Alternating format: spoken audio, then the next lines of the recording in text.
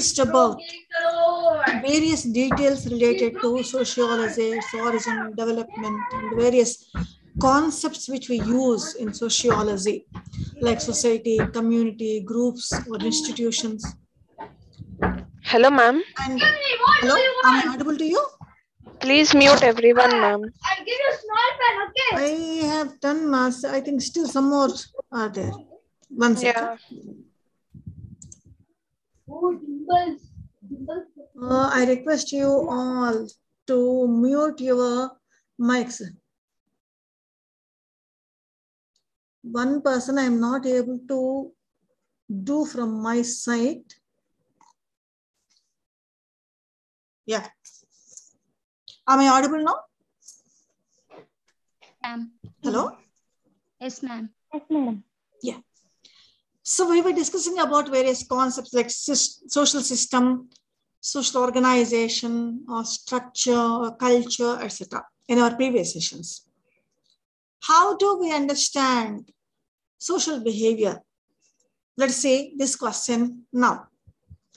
In fact, your unit 7 will be starting in today's session. If possible, if time permits, we'll be saying unit 8 also. Those who are having books, please go to unit 7. Those who have not yet received, please take a piece of paper and pen so that you can jot down some points, right? Now, how do we behave? Where do we behave? What do we do in groups and all those things? Let me start with one simplest example. I think most of you might have experienced this. How do you befriend a person? Imagine that you would like to befriend with your classmates. What happens? Day 1, you simply see them and give a kind of nod or smile on your face, which shows that you have recognized them as your classmates. Beyond that, nothing will be there, right? Second day, if you meet the same person, then you may take an initiative, or the other person also may take an initiative, and they may say, what's your name? Or where do you stay? From which college or institute you have joined here? So a little bit conversation starts. By third day, you will be able to recognize, and by fourth day, you will be seeing whether the person is going to come or not. If yes, then both of you can go together and attend the classes or do any other work. So like this, slowly we will be developing a kind of social interaction. Interaction will not happen just like that. It's not that easy. When social interactions happen in this way and they crystallize themselves into certain forms, then we call those crystallized forms of social interaction as social processes. We understand human beings and their behavior by observing all these social processes. These social processes are linked with socialization, that is, which we learn in our society, various things. It is also linked with social control. It is also linked with various values, norms, etc., which we follow by being the member in various institutions. So it is associated with various other concepts which we use in sociology. Our unit 7 is on the concepts of social processes and socialization. Before going into the term process, let us spend 1 or 2 minutes on certain aspects. The first and foremost thing is, in order to have interaction, we require certain things. The first and foremost one is, we should be aware of other person, our fellow human being. Not only that, we should also be able to communicate. We must be able to understand what the other person is saying. The other person also should be able to understand what we are saying. So without communication, we cannot have any social interactions. If we start having interactions, then these interactions broadly can be viewed from certain, viewpoints. Are we continuing these interactions? Are we in a mood to develop friendship with that particular person or group of persons? Or are we thinking that the other person is not good and we should not maintain any friendly relationship with that person? If possible, we should surpass that person. Thirdly, okay, other person is not good. Let us not talk to him. Let us be indifferent. These are all known as degrees of social relationship or social interaction. The first one is friendly relationships.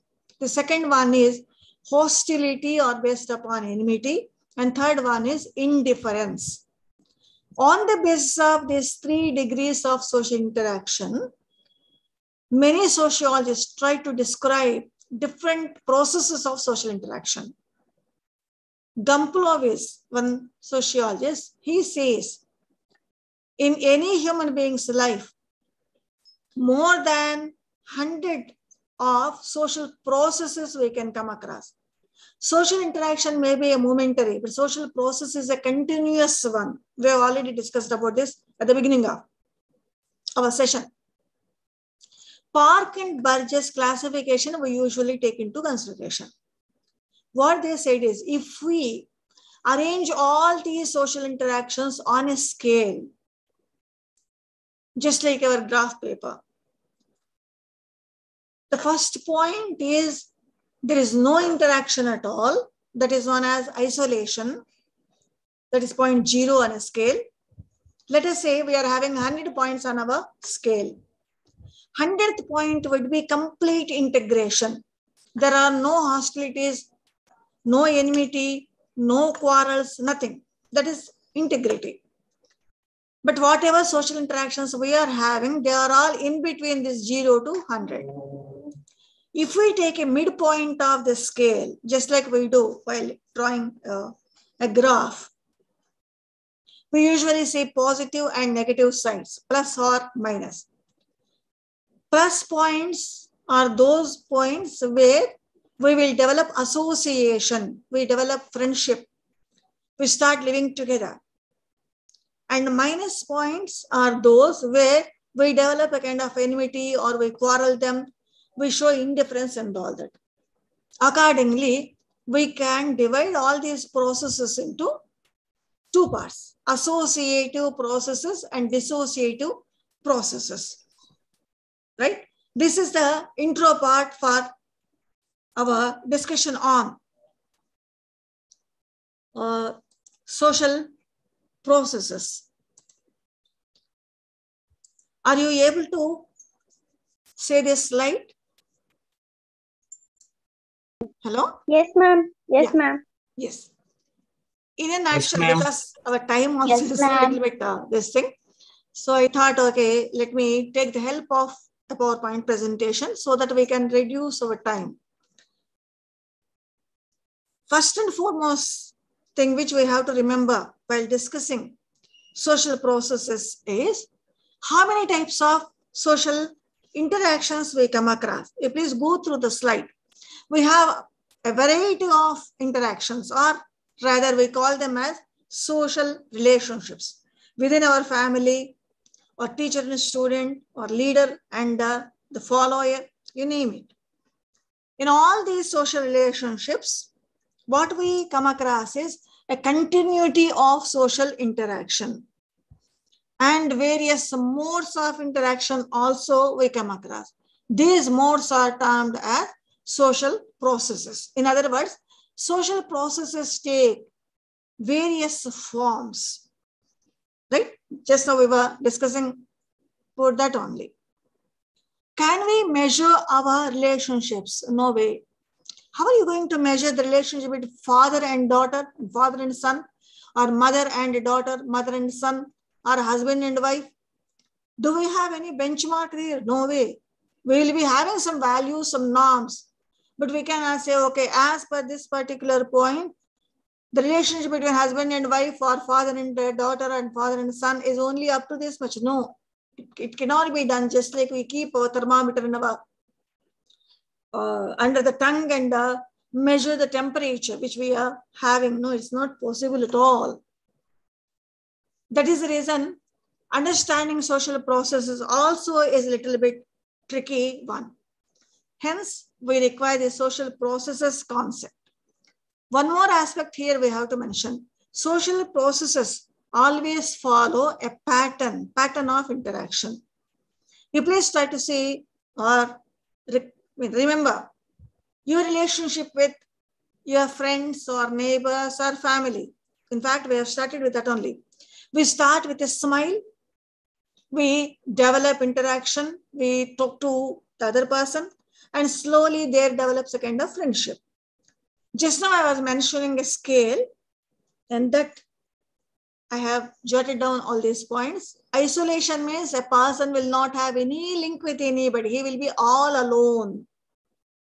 Gisbert, who wrote very authentic textbook on sociology, Fundamentals of Sociology, it is entitled. What he says is, a person, noble savage, one word he has used, noble savage living in a forest, drinking water from some kind of waterways or some rivulets or rivers, eating fruits which are available without having an interaction living. He says they are idyllic stories. They are simply stories. Nobody can live in isolation. Similarly, nobody can have complete integration. Even that also is not possible. In between, we have a variety of processes. Just now we try to classify them into associative and dissociative social processes. What are these associative processes? Already we have mentioned those social interaction processes which bring friendly relationships among the persons. They are associating people. They are bringing people together. Hence, they are associative social processes. Cooperation, accommodation, assimilation, these processes were described at length by Park and Burgess, and we will be studying. Sometimes we say accumulation also as an associative social process. Dissociative social processes bring a kind of enmity among the persons, quarrelsomeness within a group, and they will not bring people together, rather they separate people. There are many, but we'll be studying competition and conflict as dissociative social processes. Contravention, differentiation, disintegration, even these processes also are dissociative social processes. Let us see the details of associative and dissociative social processes. Let me start with cooperation, one of the very important associative social process. Without cooperation, we cannot live at all. Many times, without knowing that we are cooperating, we'll be cooperating with our fellow human beings. In symbiotic relationship, that is what happens. Farmer will be cultivating his land and producing some kind of, let us say, wheat or paddy or fruits or vegetables, etc. He'll be selling them in a market. The person, the shop owner, retailer or wholesaler will be keeping them, and he will be using transport to send them to different places. That means the person, whoever is driving a vehicle, another retail shop person will be there and he'll be selling it and will be purchasing them. Here we don't know who is that farmer, we don't know who is a wholesaler, who is a retailer, etc., etc.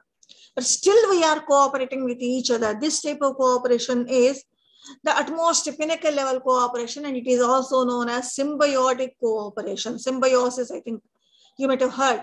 In fact, this concept we borrowed from biological sciences.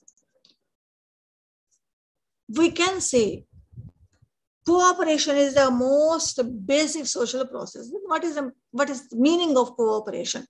In fact, the word cooperation originated from two words, co plus operare. Operare is a Latin term. Co also is a Latin word. Co means together. Operare means doing operation or work. Operation means not, let us say, surgical operation, but doing work. If you combine these two terms, cooperation is working together, or collective work, or joint work, or working together. For what purpose? For certain common purposes or common interests. We all will be cooperating with each other because we are all having some common interests. If you take a classroom as an example, there is a cooperation. If I am talking, you should mute your mics. Isn't it a cooperation? I am talking and you must be able to listen. What is our common interest? Education. Getting to know about a particular subject is our common intention. Let us see some of the definitions given by sociologists. If we take Merrill and Eldredge's definition, these two sociologists define cooperation as a form of social interaction wherein two or more persons work together to gain a common interest. Similarly, if you take Green, A.W. Green's definition, another sociologist, he describes cooperation as a continuous and common ends, where two or more persons will be performing a task to reach a goal, which they commonly, collectively cherish. Even Fairchild also gives more or less similar definition. What he says is individuals or groups combine their effort in more or less an organized way. It will not be, let us say, one person coming and doing some activity and going away. No. In an organized way, in a pattern, they will be doing various activities. They will be putting their effort to do what? To attain, to achieve some common objective. Now, on the basis of these definitions, we can define cooperation as joint activity to pursue a common goal or common interest. How many types of cooperation we can see in any society? Many, thousands you can say. But in order to understand them, we usually classify types of cooperation on the basis of relationship between the members who are participating in that cooperative effort. If there is face-to-face relationship or informal relationship, we call it as a direct cooperation. The simplest example let me give, at your family, at your home, our division of labor is based upon direct cooperation. Every morning, let us say, husband and wife, A and B are there. A's timings, office timings are in such a way that A will be reaching home late night at 12 o'clock, let us say. B's office timings are not like that. B will be coming at 5 o'clock. Here the question of sleep. Both of them should have at least 6 hours of sleep. In other words, A will not be in a position to get up at 6 o'clock in the morning. But some activities will be there. Let us say getting milk or preparing breakfast. Some activities will be there. Then who will do? There will be a kind of organized way. I am not saying whether A is a man or B is a man. No. Man or woman, husband and wife, there will be a kind of organizational effort. If one is not in a position to get up because of their working hours and all that, so cooking is the duty of a woman. A man also will be getting milk and preparing breakfast and getting their children ready for school and all that. Isn't it a kind of direct cooperation between two persons within a family? Similarly, we have indirect cooperation also. For instance, all of us pay our taxes. Why are we paying taxes? What is it we are achieving by paying taxes? I'm not going into any economic description and all that. If we pay the tax, then what happens? Our country people can get certain facilities like education or health, and other things. So indirectly, without knowing that we are cooperating with other persons, we are cooperating with other persons, or cooperation between two economic institutions, two entrepreneurship firms, or two political parties. That is indirect cooperation. We will not come across face-to-face relationship there. Similarly, for our primary needs, if we are cooperating with each other, then that is primary cooperation, which we come across among the friends, or peer group, or family. If there is a cooperation between two institutions, then that is secondary cooperation. We also have tertiary cooperation. Say, for instance, cooperation between two countries. Presently, Russia, Ukraine, these names I think are familiar. What is it we are doing? We are seeing whether Russia is going to be with Ukrainian, or there is going to be any war between these two countries or not. If there is a war between these two countries, how China is going to influence Ukraine or our country. See, the links between China, Ukraine, or Russia, or India, there is a kind of tertiary cooperation among the countries. Why should we have cooperation in our life? I request the members to mute your mics. Let us see the importance of cooperation. We have already mentioned that we cannot live without any cooperation. The entire life of a human being is based upon cooperation only, because we are having so many needs, necessities, biological as well as psychological. So, for instance, a human child cannot survive without cooperation, without help from his or her parents. It's a biological necessity. If a human child is left just like that by the child's parents, can he survive? No, it's not possible. Somebody should be there to feed him. Somebody should be there to look after him. Somebody should be there to protect him. That is a biological one. Then what about our psychological needs? If we are having a lot of tension, or we are having some kind of psychological problem, then whom do you approach? That may be a person who is your friend, or that may be a person who is your family member, or your peer group member, or your neighbor, or a psychologist. Even here we require some kind of cooperation. Man cannot associate without cooperation. McKeever and the Page say this. We need cooperation. Okay, fine. Do we come across cooperation always? No. We'll be competing with each other. So our second dissociative social processes is competition. While defining cooperation, we say that it is a joint effort in order to achieve some common interest or common pursuit.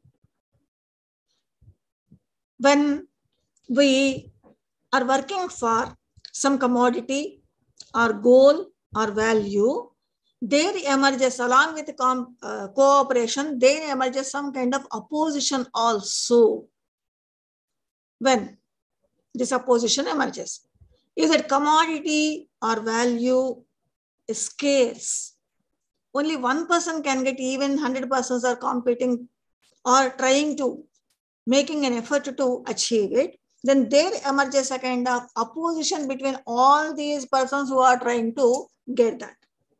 Now that is the reason when we talk about opposition, we'll be dividing this dissociative process into two. One is competition and another one is conflict. Let me stick to competition here in this context, because one particular aspect distinguishes competition from conflict. Conflict is always a violent form of opposition, whereas competition is not. It's a less violent form of opposition. In competition, people usually follow certain rules and regulations and struggle to achieve the goal or achieve the end or commodity, whatever it is, right? In competition, our attention will be only on reward or goal or commodity for which we are working, rather than who is competing, who is trying to get that award.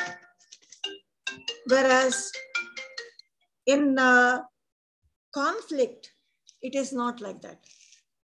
In conflict, our entire focus will be on who is competing with us. Then how to define competition? Let us see. Park and Burgess defined competition as interaction without social contact. We don't know who is our competitor. For instance, all of you are competitors. All your classmates are competitors. You are competing for one particular aspect, that is getting good marks in your examination.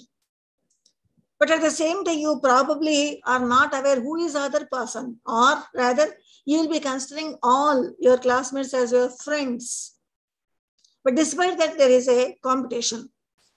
Business and business, other sociologists who wrote a textbook on sociology, what they say is competition is striving of two or more persons for same goal, which is limited. We have already mentioned scarcity creates competition, and it is a struggle to possess certain rewards which are limited or scarce in their supply. On the basis of these definitions, let us try to see the characteristics of competition. Scarcity is a precondition for competition. If everything is freely available, nobody will compete for that. If everything is scarce, then obviously there will be a kind of competition there. Affluence is a kind of antonym to competition. If everything is available, then that is affluence. There will not be any competition. Not only that, one more characteristic we have to see in this context, competition is a continuous one. We will not compete today and tomorrow competition will not be there. No, it's not like that. Competition is always a continuous one. And wherever you go, in all societies, you come across competition. Competition is not a static one. It is a dynamic one. Every day, the form of, the structure of competition will be changing. Say, for instance, during studenthood, people will be competing for good marks. After the scholastic achievement is achieved, then people will be competing for a good job. After getting a good job, then they'll be competing for some kind of promotion. After getting some promotions, they'll be competing for some kind of social status. So it is a dynamic one. The forms will be changing. Because of the competition, we come across social change in any society, because it is a cause of social change. We'll be developing ourselves so that we can participate in competition and achieve the skills, goals, or ends. Here, the types of competition are many. The competition may be a personal one. Say, for instance, two leaders are competing for a political party membership, then it is a personal one. A student competing with other students so that he or she can get good marks, it is a kind of impersonal competition. A person who is preparing himself to write, let us say, state level group 1 services examinations or IAS, etc., he will be having some kind of rules and regulations, do's, don'ts, etc. In a constructive way, that person is competing. If, let us say, a person, a bike rider, is trying to compete with his fellow bike riders, not following any traffic rules, etc., then that type of competition is a destructive competition. By seeing all these forms, what we understand is, in case of competition, it is always governed by certain rules, regulations, and norms. And the competition need not be always a conscious one. It is an unconscious one also. Let us see some of the types of competition. When we are trying to achieve some social goals or social values in an open society, then that competition is known as social competition. If you are trying to get a job or customers or clients, etc., then that type of competition is an economic competition. What do we do in economic competition? I think every day in, day out, via our television or via our newspapers, we come across thousands of examples of economic competition. You will usually come across a big advertisement, one full page advertisement saying that at our shop, we will give some 20% discount or buy one, get one, three. This is nothing a kind of economic competition. During elections, political parties or persons who are competing for political power compete with each other, and that is known as political competition. Let us say a society invaded other society and tries to impose its culture on native or indigenous people. That type of competition is known as cultural competition. And it may take between racial groups also or religious groups also. Then why should we have competition? Let us see. Competition has a very important role because it assigns statuses to the individuals. Winner and loser, these two are statuses. If there is a competition, only one person can win and others cannot win. So winner will have more status, social status, compared to the losers. Not only that, if competition is not there, we will not work at all. Where is the need to work? Why should we study? Why should we compete for some job and all that? We'll be thinking like that. So competition always works as a motivating factor for us so that we will be working. And when it is a motivation, then what we are doing is we are mobilizing ourselves. This mobility is known as social mobility. It is not one individual. Even groups also will be moving from one status to other status. Right? Then, in order to achieve development or progress, socio-economic progress to be precise, then there should be some kind of competition. Otherwise, there will not be any innovations, there will not be any technological development, there will not be any economic progress, there will not be any socio-economic progress. Right? Since it is a motivating factor, it contributes socio-economic progress. Various new experiences also will be provided by competition. And man's desires also will be growing. The more he competes, more desires will be there. Whenever we say social processes, we usually compare the social processes. Cooperation and competition, the comparison is there. I'll take only 1 minute on this. You please read the slide here. Cooperation is an effort to gain a common end, and competition is also an effort, but here it is not simply gaining a common end, but to monopolize the rewards related to those ends. Second difference is, in cooperation, people work together. So joint effort of the people is a characteristic. Whereas in competition, there is no joint effort at all. Individual all alone will be competing. Even if a group is involved in competition, group as one unit will be competing with others. There is no joint effort there. Cooperation normally brings positive results, whereas competition may not, the results may not be positive one. Why? If let us say a person is not able to get through the competition, not able to win the rewards, and after some time, he develops a kind of feeling that he is good for nothing. He cannot do anything. Cooperation, there are no boundaries at all. For any type of activity, will be cooperating. But in competition, we ourselves create some kind of boundaries, own limitations. Sometimes we feel that we cannot compete, right? That is a kind of boundary. Sometimes society also says that these posts, for example, are not meant for competition. For instance, the way of nomination or co-option, these are the methods which society creates in order to limit competition. Cooperation requires kindness, sympathy, concern for others, mutual understanding, and such other characteristics. Whereas in competition, one should have strong aspiration, one should have the desire to compete with each other, one should have the grit and determination to achieve the goal, come what may. These two characteristics are different. Cooperation and its characteristics, and competition and its characteristics are different in this aspect. Cooperation brings satisfaction, and people are contented if cooperative effort is fulfilled.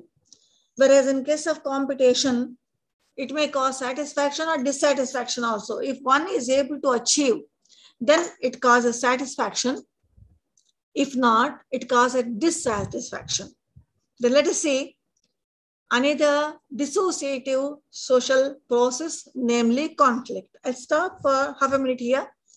Are you able to understand the characteristics of cooperation and competition?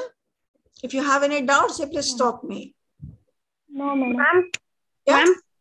Yeah, tell me. Ma'am మీరు subject లో ఉంటే ఇది చెప్తున్నారు ma'am, అంటే మీ అలా అంటే అర్థం అవ్వట్లేదు మ్యామ్, అంటే బుక్స్ లో మీరు చెప్పేది కనిపించట్లేదు, అంటే కొంచెం. అమ్మ పుస్తకంలో ఉండేదే తల్లి ఇది ఏమంటే దాన్ని చిన్న చిన్న వాక్యాలుగా పవర్ పాయింట్ ప్రెజెంటేషన్ చేయడం అంతే. పుస్తకంలో మీకు కొంచెం వివరంగా ఉంటుంది, ఎగ్జాంపుల్స్ అవన్నీ ఉంటాయి. ఇక్కడ ఎగ్జాంపుల్స్ అవన్నీ తీసేసాం ఎందుకంటే మనకి ఇంకా టాపిక్స్ ఎక్కువ ఉన్నాయి, క్లాసెస్ తక్కువ ఉన్నాయి కదా, అందుకోసం. ఓకే ఓకే మ్యామ్, అదే అర్థం కావట్లేదు. పుస్తకంలో ఉన్నదంతా యాజ్ ఇట్ ఈస్ గా పరీక్షలో రాయలేదు కదా, ఇంపార్టెంట్ పాయింట్స్ గుర్తు పెట్టుకొని రాస్తారు కదా, so it is a kind of important points అన్నమాట. Okay ma'am, thank you ma'am. If you opted for English medium, I mean, if you opted for Telugu medium, then you can attend that class also. అది complete గా తెలుగులో చెప్తారు కాబట్టి మీకు కొంచెం ఈజీగా అర్థమవుతుంది. లేకపోతే అంటే అటెండ్ అంటే ఇప్పుడే కాదు, యూట్యూబ్ లో ఇవన్నీ కూడా స్ట్రీమ్ చేస్తారు.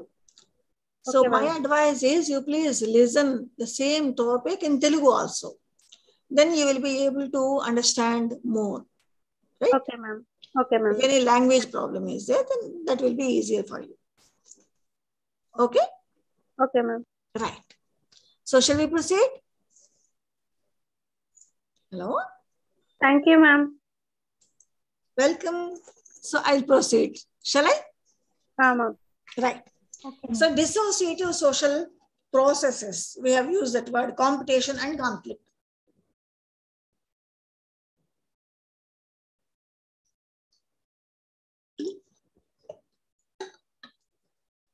Let us know what is meant by conflict.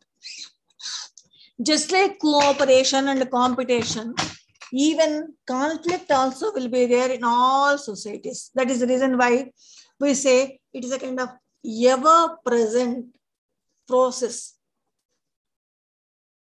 And from the beginning, starting from Neanderthal man, we have been struggling with each other.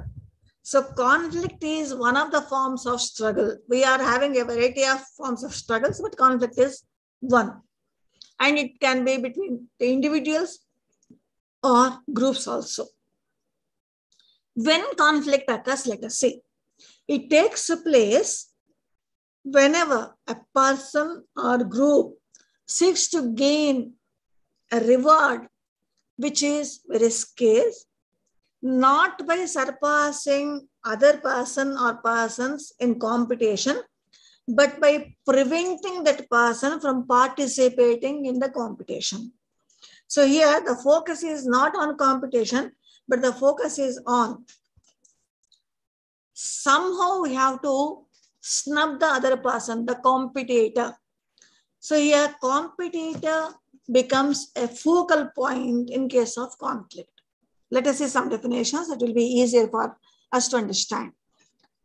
Let us see, take Gillen and Gillen's definition of conflict. What Gillen and Gillen say is, it's a social process in which individuals and groups will be participating. And what do?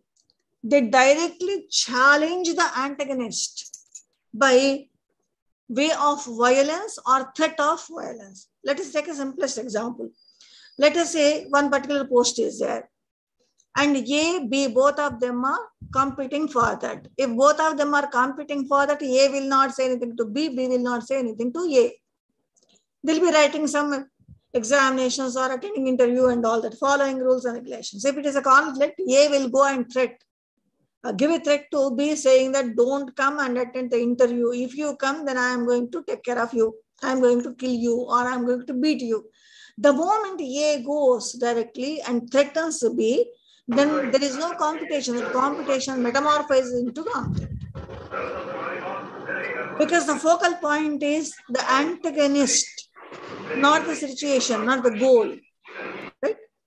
What are the characteristics of conflict? Let's have an idea. Just like competition, cooperation, even conflict also is a universal social process. In competition, the social process may be a conscious one or unconscious one. We don't know with whom we are competing if you are writing some examinations, because thousands of people will be there. You take MCET, some crores of people will write the examination. There is competition, but who is the other person? We don't know. Who is our competitor? We don't know the details of that particular person. Whereas in case of conflict, it is always a conscious action. We know who is our antagonist, who is our competitor.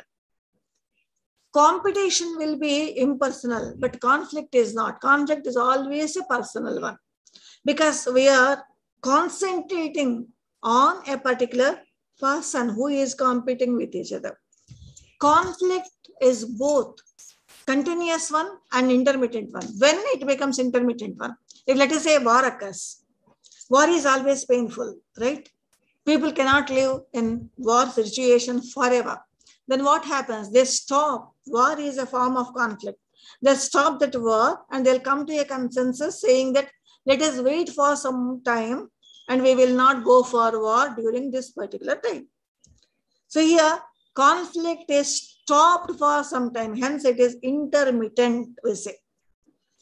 Competition is based upon some kind of common goal or reward, etc. But conflict is always based upon certain problems or issues. What is the issue there? We usually see that.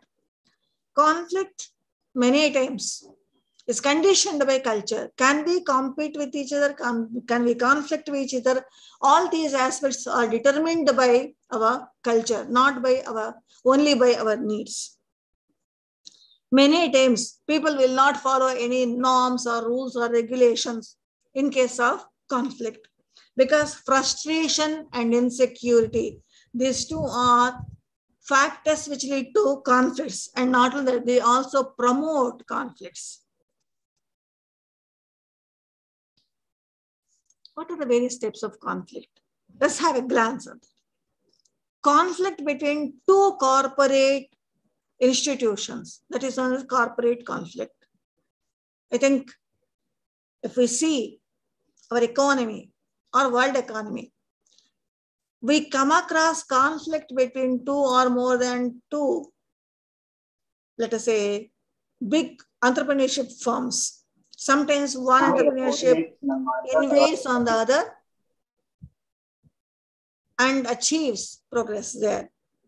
Once upon a time, we had hero cycles, right? That was a kind of corporate entrepreneurship firm. Do we have hero cycles now? Do we have more market for hero cycles? No, not much.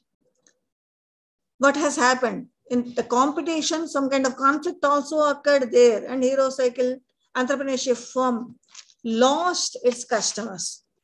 Or let me take a simple example, Cafe Coffee Day and Starbucks.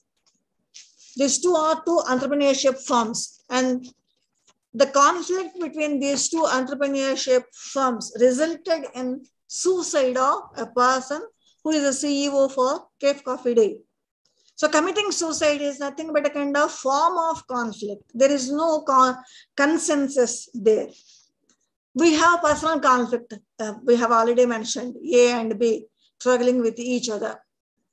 And besides that, we also have other type of classification, latent conflict and overt conflict.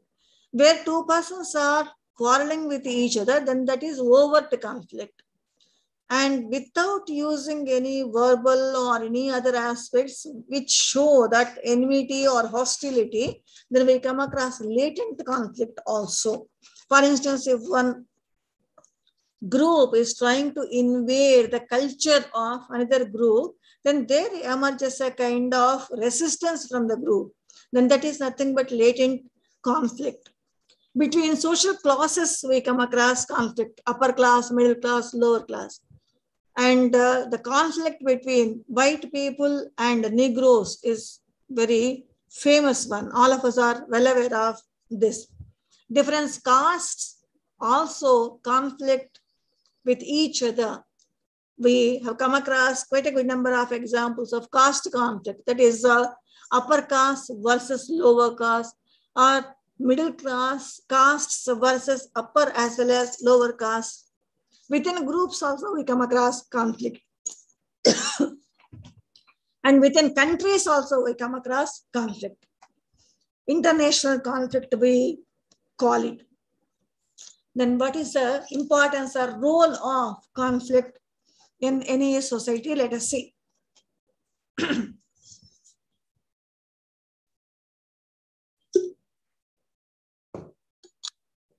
Once again, we have to repeat our opening sentence.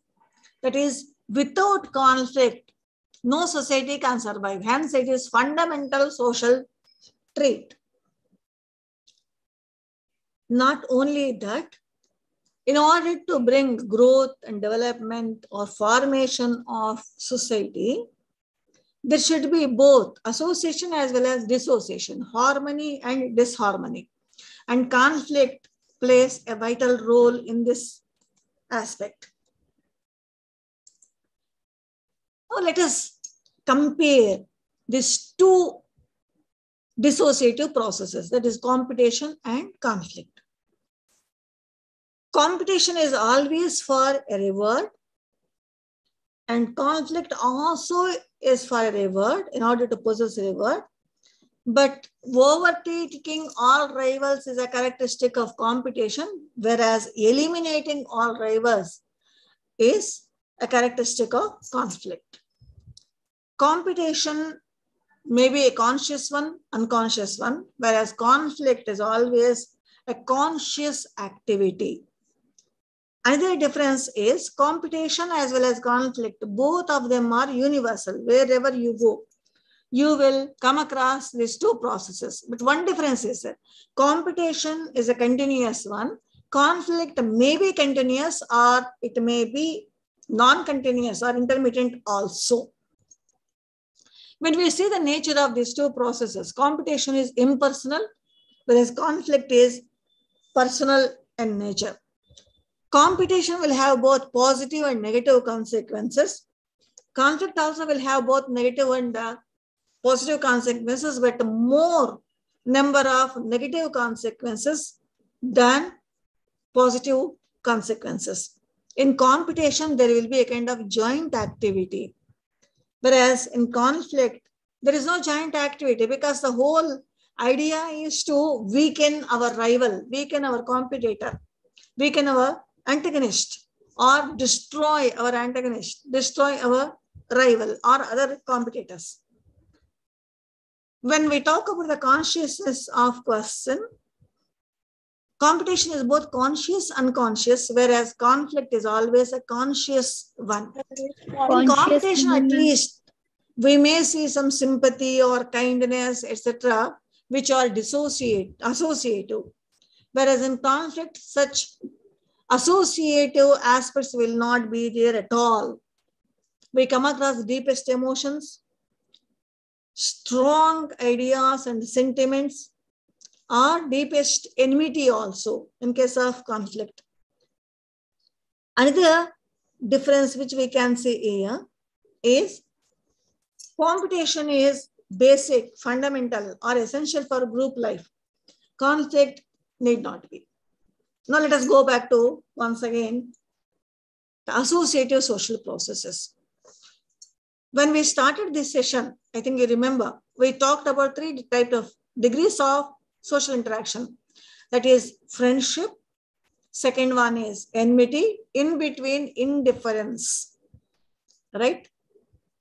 Accommodation is characterized by this type of characteristic or this type of degree of social interaction. We don't want to have conflict, and at the same time, we don't want to cooperate with each other. In such a scenario, what happens? We develop social interactions, no doubt. Those social interactions are based upon compromise. And such social process is known as accommodation. Here, What is that we are doing? With conflicting elements, let me mention this word element. The reason is, in accommodation, we also see non-human elements and compromising with non-human elements. We have one word for that, acclimatization. If let us say you are from Telangana area and you are asked to go to, let us say, Jammu and Kashmir in the month of December. At Hyderabad, December will not be having much, let us say, snowfall and all those things. It will be just like summer and with let us say 20 to 25 degrees centigrade temperature. But if you go to Jammu and Kashmir in the month of December, the temperature may go down to 0 or even -0. Can we survive if you wear, let us say, clothing which you are wearing at Hyderabad? No way. The climate is different. It is not, let us say, like the climate to which you are accustomed. Then there, what do? You will change the clothing. You may use, let us say, woolen clothes or clothes which can protect you from the type of, let us say, topographical conditions. So such processes are known as acclimatization. Even there you are having kind of compromise. You are not accepting completely. What you are doing is you are compromising to that particular climate. And the second one is accommodation, where you compromise with the socio-cultural aspects of that particular society. In other words, conflict will be there, but you will not show that conflict. The reason is, we will not be able to survive if conflict continues indefinitely. Somewhere we have to make some kind of adjustment. So in accommodation, such adjustment will be made by the human beings. Now, what do we do in case of accommodation? When we come across various types of interruptions in our life, we try to recover. Right? How do we recover? Why do interruptions occur? Conflicts always bring interruptions in our life. And we try to recover from these interruptions by entering into a kind of contract or adjustments, or you name it. If you take husband and wife example, they quarrel each other, but at the same time, they have to continue as husband and wife. Then somewhere they'll adjust themselves. Okay, chalo, this has happened. Okay, you said something to me, even I too. Let us forget about that past and let us continue once again in a cooperative way. So there is some kind of adjustment. That does not mean that whatever they did, whatever quarrel they had, that quarrel will not go anywhere. It will be there. The only thing is we are trying to forget about this and continue our life. That is the reason accommodation is always recovering from some kind of interruption. Let us see how the process accommodation is described by McKeever. What he says is, when a person, a human being or group of persons are trying to have a sense of harmony with their environment, then that process is known as accommodation. By environment, I have already mentioned acclimatization also is part of accommodation. Ogman and Nkaaf viewed accommodation as the adjustment of hostile individuals or groups. Accommodation usually is followed conflict and the dissociative social process. So it can be considered as a natural result of conflict. It may be a conscious one or unconscious activity. Just like all other social processes like cooperation or competition or conflict, even accommodation also is universal and also a continuous one. But what about the results of accommodation? Depending upon the situation where and how they are accommodating with each other, the results vary from one society to another society. What are the various types of accommodation? Let us have a glance. Many times we accept if any coercion is there, right?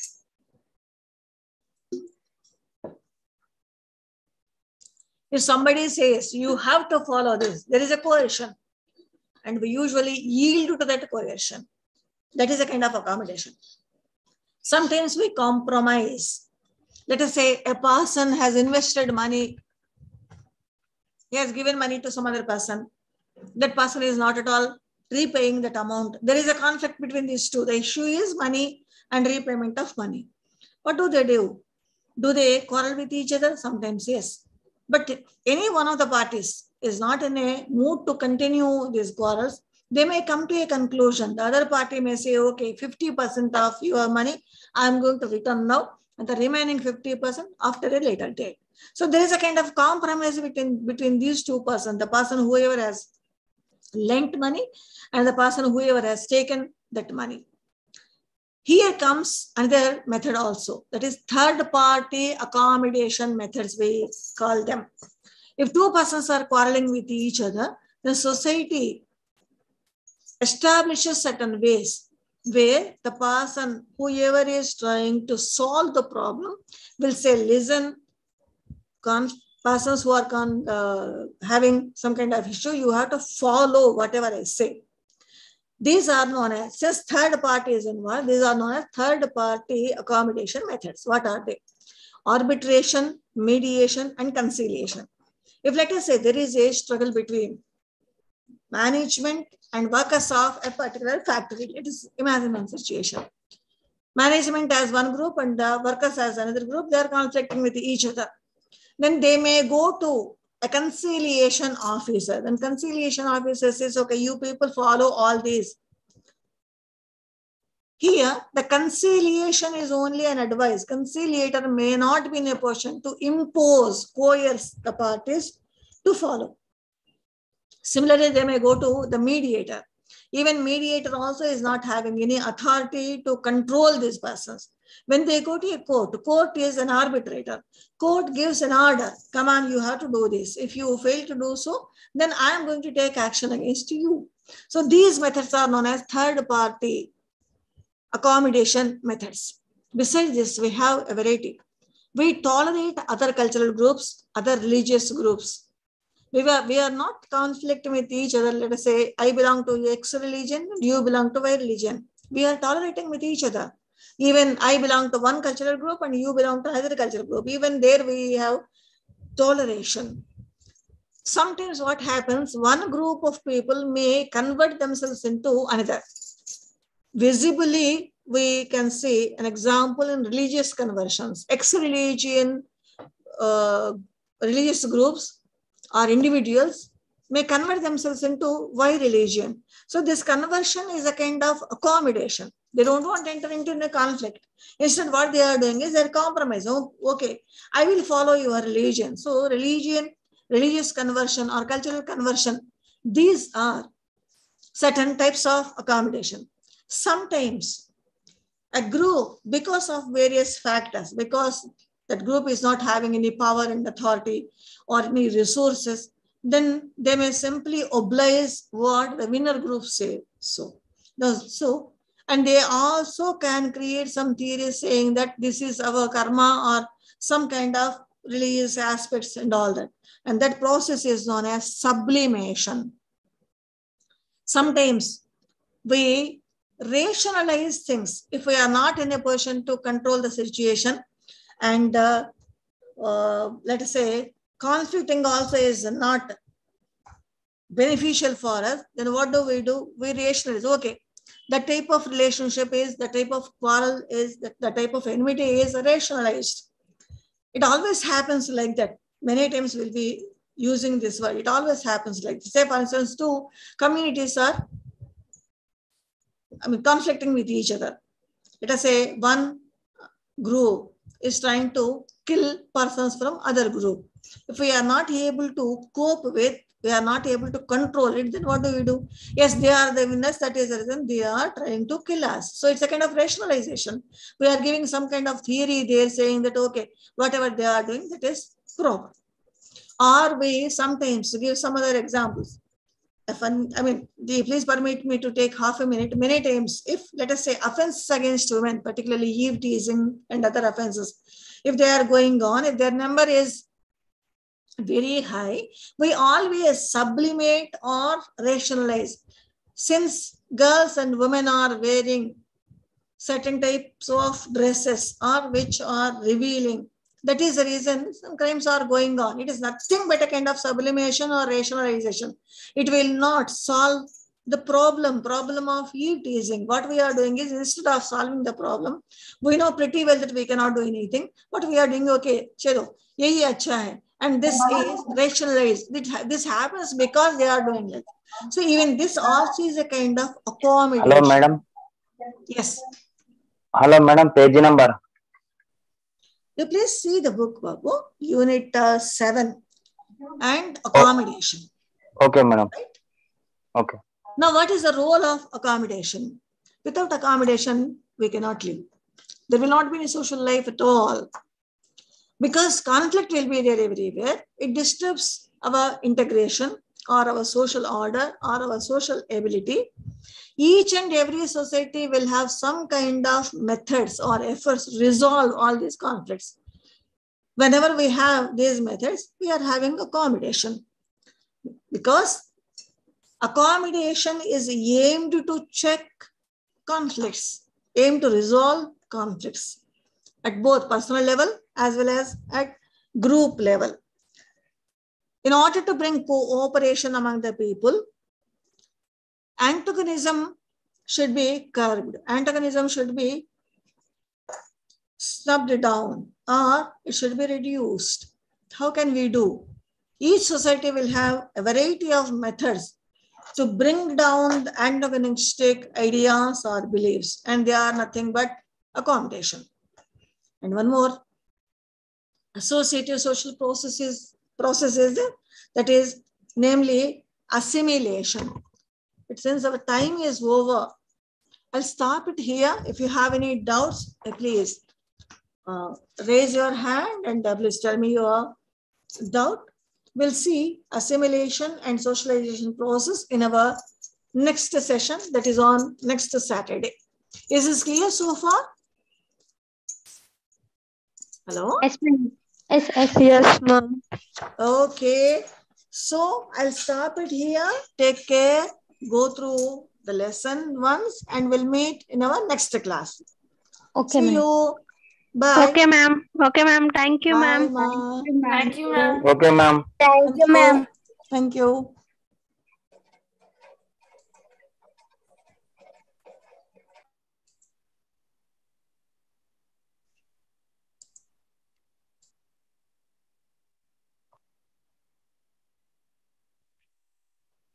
Hi, friends. Hello. Hello. Hello, who is this? Hello. Hello. Hello, Hello, my name is Shivani. Who is this? my name is Sharvani. Okay. I want to ask you one question. You Okay. have general science, general electrical textbooks you have, mean you have that subject.